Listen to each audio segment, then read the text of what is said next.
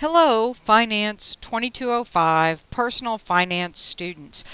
I want to touch base with you. I have posted your grades for the Chapter 2 discussion, and I want to offer you some general feedback and also remind you of how to view your grades along with the feedback.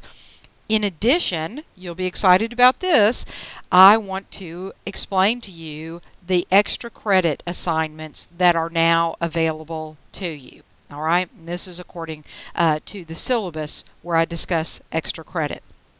Okay, so I am in the pause course, so I'm in pause, and the first thing I want to do is click the grades link.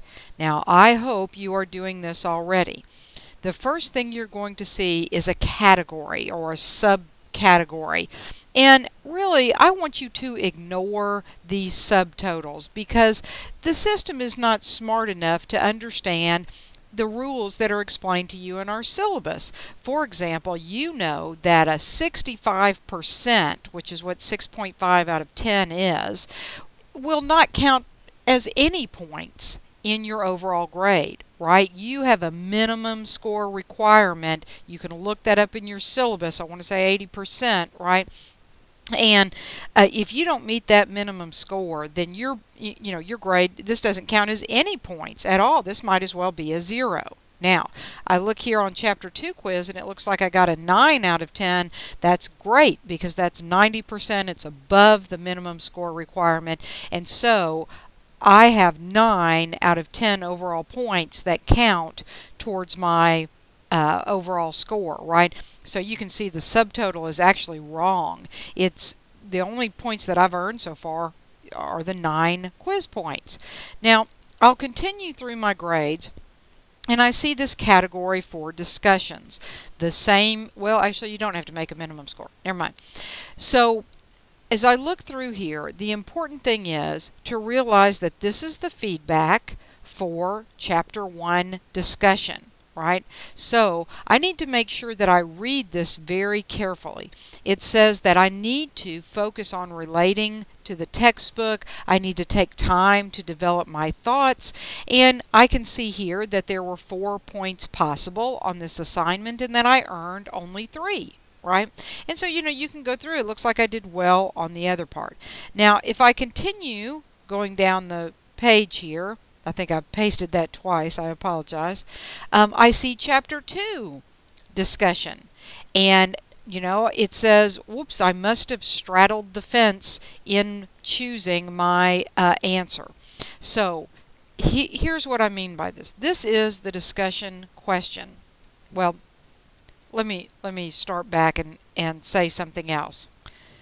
My point is that you are responsible for reading the feedback, viewing your grades, and using the notes that I'm giving you to improve. Many of you did this, and I want to thank you for that.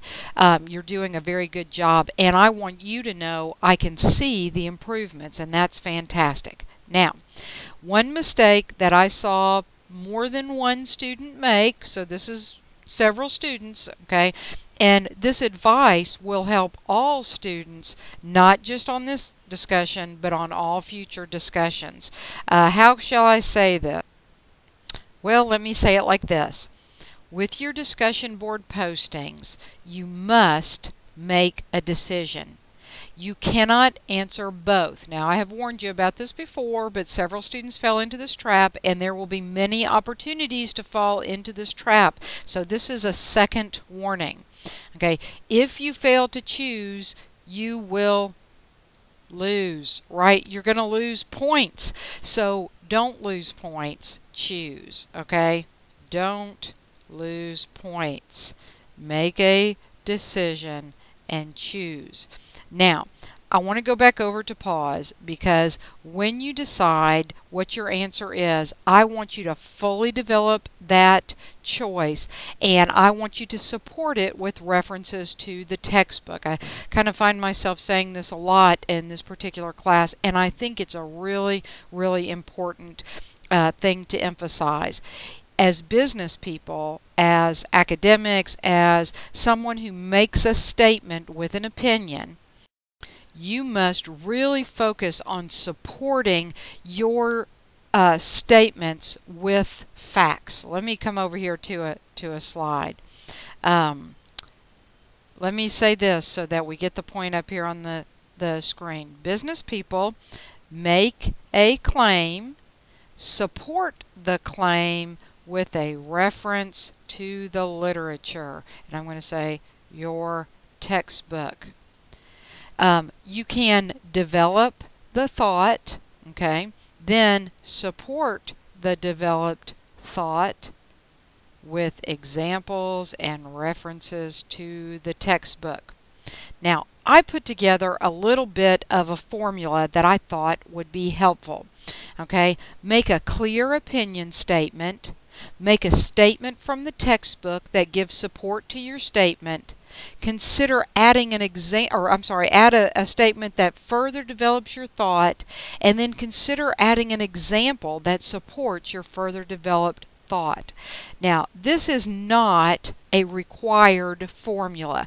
I would hate for any student to feel like that I am so rigid in the discussion board that you are not allowed to deviate from this. You are allowed to deviate from this format. It's just what I'm hoping to give you is an understanding of how important substantiating your claim is. Remember my example from last week. If I say the sky is purple, that is certainly my opinion.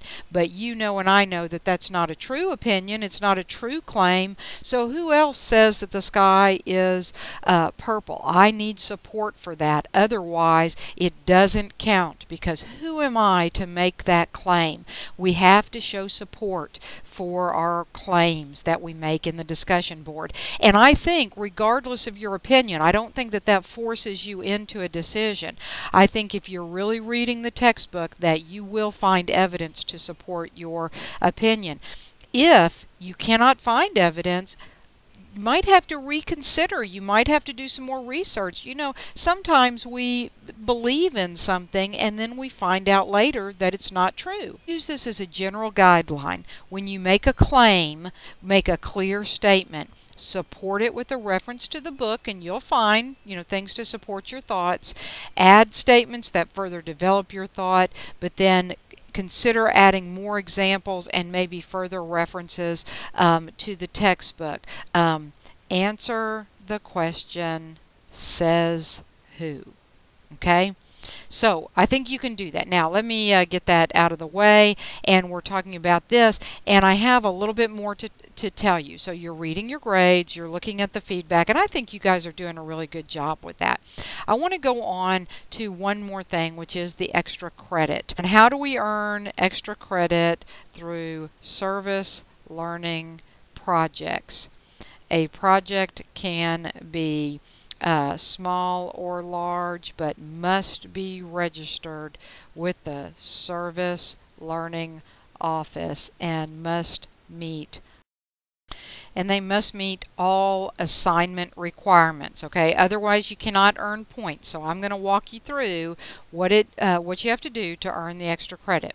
Well, I'm going to come over here to pause, and I'm going to click on Dropbox. Now, the first thing that I want you to see is that there are many forms as well as some extra information that are attached. These are forms that you fill out that go to the Service Learning Office. Before you participate in a project, for example, the Service Learning Office must have one of these hold harmless waiver forms on file.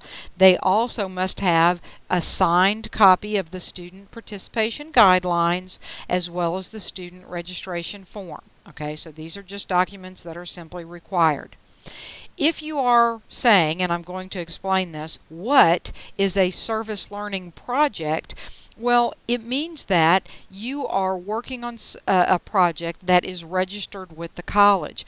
You can register. If you are actively involved in something and you need student volunteers and you're hoping to get others involved, you can register a project with our Service Learning Office. But we do have a list of folks already registered. I typed partial there because the list is growing and changing on an ongoing basis.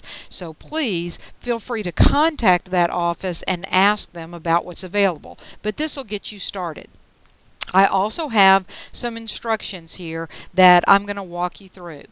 Now, you see that I have Service Learning Project 1 here, as well as Service Learning Project 2, and the forms are identical because the assignment is identical.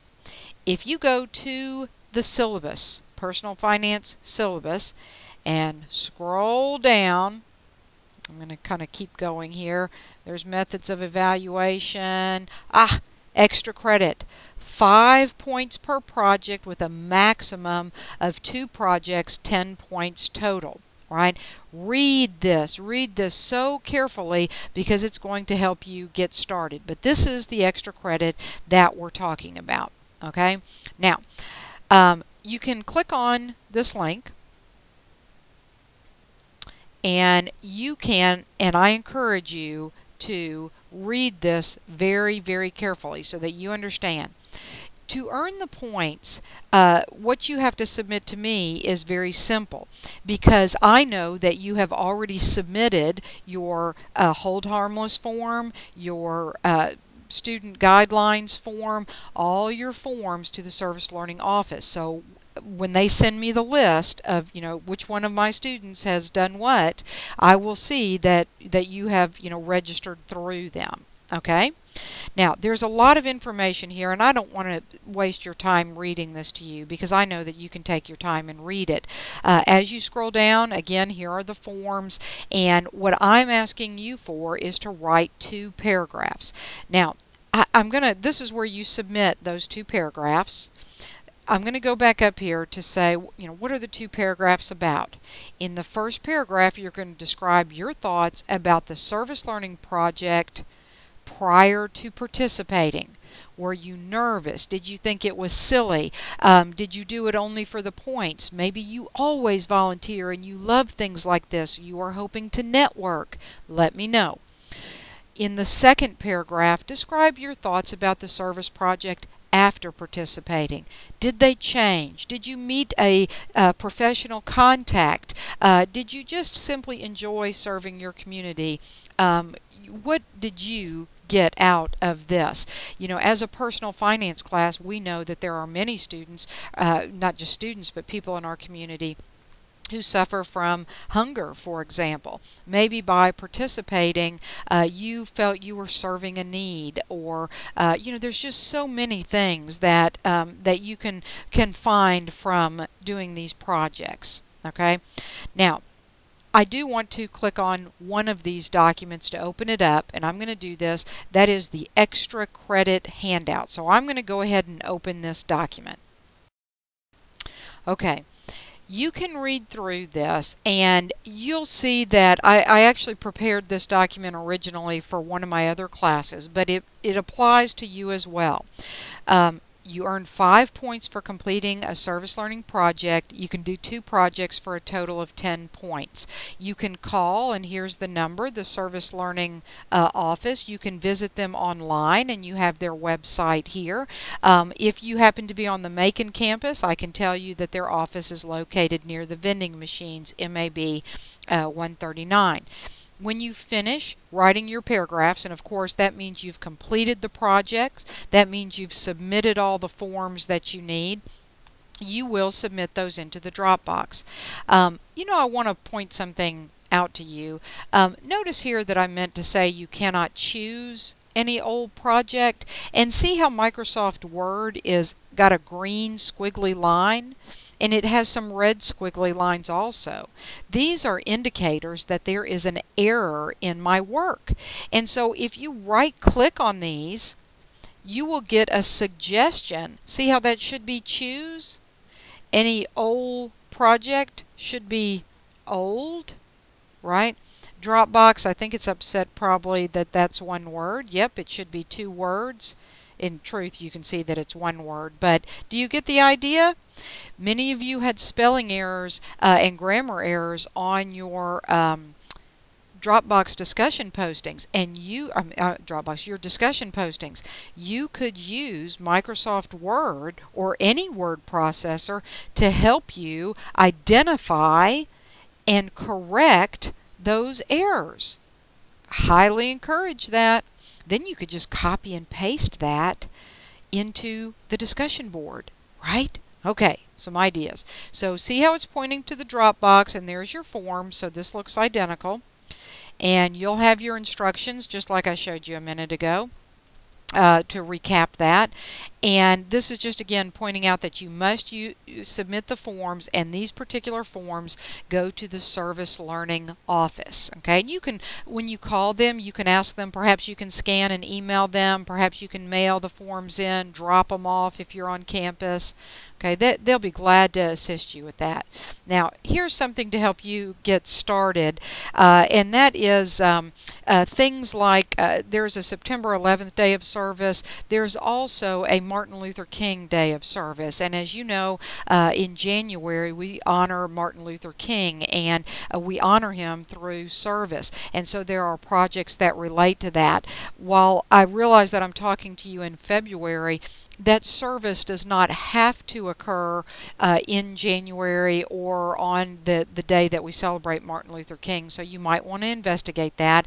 But these types of service are not your only type of service. I'm going to kind of scroll through this. On the Service Learning website, here specifically if you click the volunteer link, you will see a list of some of the ongoing institutions that we support. Now, tutoring at Alton Elementary School is a wonderful, first of all, wonderful thing, as well as tutoring at Brinkley Heights, but I also realize that as busy students who are perhaps working full-time, that this may be more than you're able to give, right? So there are many other opportunities to serve that may be better suited for you, okay? In fact, well, okay, so that's the end of that document. Hang on for just a moment. Then I'm back here at pause, and the next thing I want to pull up is this list of community partners. So I'm going to click that. Now, it is possible that some of you already volunteer for the American Red Cross, so you may want to log that, write your 2 paragraphs, fill out your forms.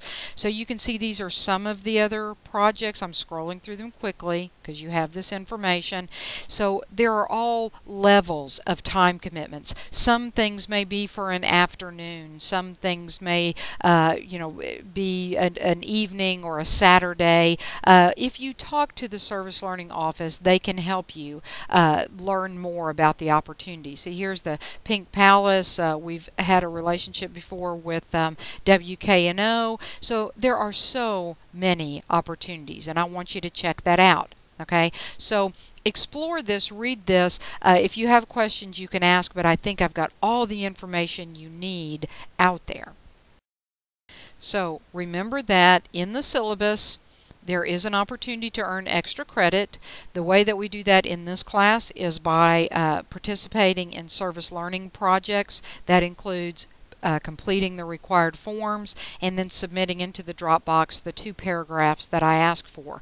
Make sure that you read through this because it'll give you some more incentive actually and encouragement to participate. If you have a project that you are already participating in that is not yet registered with the college, be sure to contact them, and I've given you their phone number and information throughout, and ask if you can register your project as a service learning project. Okay, so in conclusion, we talked about the extra credit. I've given you some information about how to further develop and just really take your discussion board postings to the next level, but you're doing really good, and just giving you some general feedback. So I apologize for the lengthy message, but I thought that you would want to go over together the extra credit information. So we'll be talking to you again soon. Keep up the good work, folks. I know that we're just getting into it and your schedules are starting to get overloaded. Stay strong, stay focused on your studies, and we'll be talking again soon. Thanks so much.